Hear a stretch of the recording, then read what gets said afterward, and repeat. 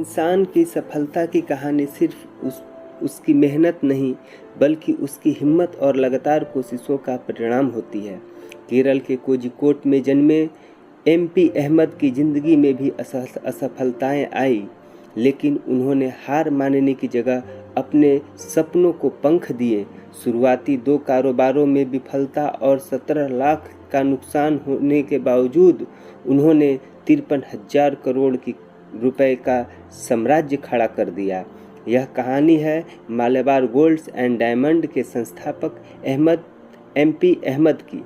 Success story को शुरू करने से पहले अगर आप मेरे चैनल पर नए हैं तो चैनल को लाइक कर दीजिएगा, शेयर कर दीजिएगा और सब्सक्राइब कर दीजिएगा।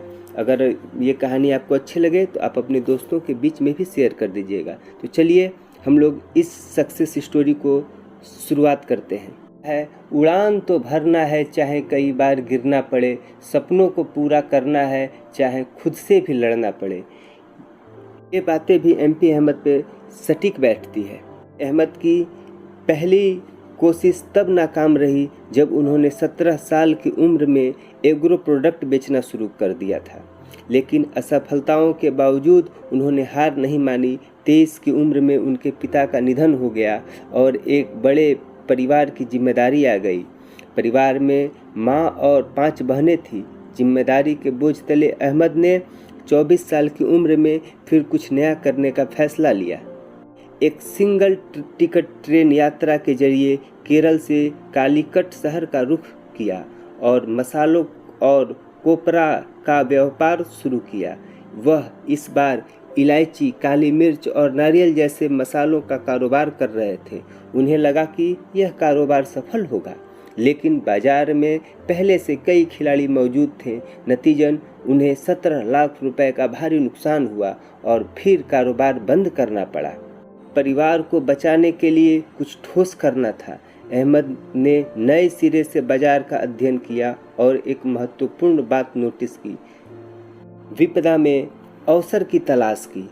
भारत सरकार ने 1990 में करेंसी का अवमूल्यन करते हुए रुपयों का 17 रुपया 50 पैसे से 30 रुपये कर दिया। इस वजह से लोगों को सोने में निवेश करना शुरू किया। अहमद ने इस मौके का फायदा उठाने का निर्णय लिया और सितंबर 1993 को अहमद ने अपने जीवन की सारी बची खुची पूंजी लगाकर कोझिकोड में 200 वर्ग फीट की एक ज्वेलरी की दुकान खोली, जिसे उन्होंने मालाबार गोल्ड का नाम दिया। मालाबार गोल्ड नाम मालाबार तट से लिया गया और उन्होंने अपने टारगेट कस्टमर के तौर पर मिडिल ईस्ट में बसे मलयाली प्रवासियों को चुना। अहमद ने स्थानीय कारोबारियों के साथ साझेदारी की, जहां उन्होंने डिवेंचर्स पर 15% का ब्याज ऑफर किया, जिसे मुनाफा होते ही शेयरों में बदल दिया जाता था और ये योजना काम कर गई। में कारोबार 16 करोड़ रुपए के रेवेन्यू तक पहुंच गया, लेकिन अभी गुणवत्ता और कीमत की समस्याएं हल करना बाकी था। अहमद ने देखा कि हर कोई 24 कैरेट सोना बेच रहा था, जिसे 99.9% शुद्धता होती थी, लेकिन इसकी वजह से मैन्युफैक्चरिंग लागत बहुत बढ़ जाती थी, जिससे उत्पाद महंगा हो जाता था। तब अहमद ने एक नई योजना बनाई थी। 22 कैरेट सोना बेचना शुरू किया, जिसमें 91.6% शुद्धता होती थी। इससे निर्माण लागत कम हो गई और उन्हें सस्ती कीमतों पर सोना बेचने का मौका मिला।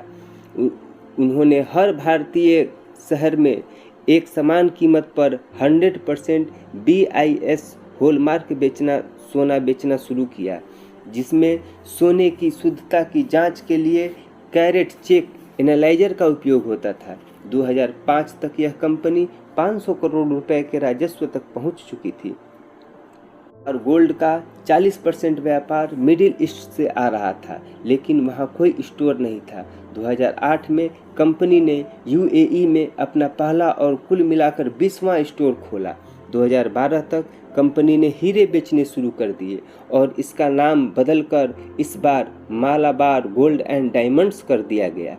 इस समय तक कंपनी का कारोबार 12,000 करोड़ रुपए तक पहुंच गया था। में मालाबार के लिए बड़ा बदलाव आया। 30 सितंबर 2013 को कंपनी ने गुड़गांव हरियाणा में अपना 100वां स्टोर खोला। एक ही साल में 83% की ग्रोथ के साथ कंपनी का रेवेन्यू 22,000 करोड़ रुपए तक पहुंच गया। 2018 तक मालाबार के 215 स्टोर थे और यह भारत का सबसे ज़्यादा स्टोर वाली ज्वेलरी कंपनी बन गई थी। MP अहमद के सफल होने की कुछ खास बातें हैं जिन पे हमें ध्यान देना चाहिए। पहला, शुरुआत साधारण और वैश्विक साम्राज्य तक का सफ़र। अपना कैरियर एक छोटे से व्यापार के रूप में शुरू किया। 1993 में एक छोटे से ज्वेलरी स्टोर की शुरुआत करते हुए मालाबार गोल्ड एंड डायमंड्स को दुनिया की अग्रणी ज्वेलरी चेन में बदल दिया, जिसकी 100 से अधिक देशों में 250 से अधिक ज़्यादा शाखाएं हैं। और नैतिकता पे जोर। MP अहमद का मानना है कि उनकी सफलता की सबसे बड़ी कुंजी उनकी व्यावसायिक ईमानदारी है। वे ग्राहकों के प्रति ईमानदारी और गुणवत्ता की गारंटी देने के सिद्धांत पर जोर देते थे। उन्होंने ब्रांड को वैश्विक पहचान दिलाने में सहायक रहा। उत्तरदायित्व। व्यापार में सफलता के साथ साथ MP अहमद समाज के प्रति भी जागरूक रहे। मालाबार ग्रुप का 5% मुनाफा शिक्षा, स्वास्थ्य, पर्यावरण और अन्य सामाजिक कल्याणकारी कार्यक्रमों के लिए दान किया जाता है, जो उनके सामाजिक उत्तरदायित्व को दर्शाता है। मालाबार ग्रुप का ग्राहक केंद्रित दृष्टिकोण। अहमद की सफलता का एक बड़ा हिस्सा उनकी कंपनी के ग्राहक केंद्रित दृष्टिकोण में छिपा है। वे अपने ग्राहकों को ज़रूरतों की और उम्मीदों को साझा समझकर उन्होंने उनमें सर्वोत्तम सेवाएं और उत्पादन करने में विश्वास रखते हैं। अंतर्राष्ट्रीय विस्तार की दृष्टि। MP अहमद ने अपनी कंपनी को भारत तक सीमित नहीं रखा, बल्कि मालाबार गोल्ड को मध्य पूर्व, दक्षिण पूर्व एशिया और USA तक फैलाया। उनकी वैश्विक दृष्टि इस अंतर्राष्ट्रीय स्तर पर उनके कदम ने उन्हें ज्वेलरी उद्योग के वैश्विक लीडर्स में शुमार किया। मालाबार ग्रुप 53,000 करोड़ रुपए का साम्राज्य है, जिसमें रियल एस्टेट, लग्जरी घड़ी, ब्रांड, घरेलू उपकरण और शॉपिंग मॉल जैसे 15 बिजनेस शामिल हैं। लेकिन इसका मुख्य मालाबार गोल्ड एंड डायमंड्स है, जिसे में 250 से अधिक स्टोर हैं। MP अहमद आज भी अपने मालाबार चैरिटेबल ट्रस्ट के माध्यम से 15,000 बेघर परिवारों को आश्रय प्रदान कर रहे हैं। 20,000 बच्चों को शिक्षा दे रहे हैं। 10 लाख मरीजों का मुफ्त इलाज करवा रहे हैं।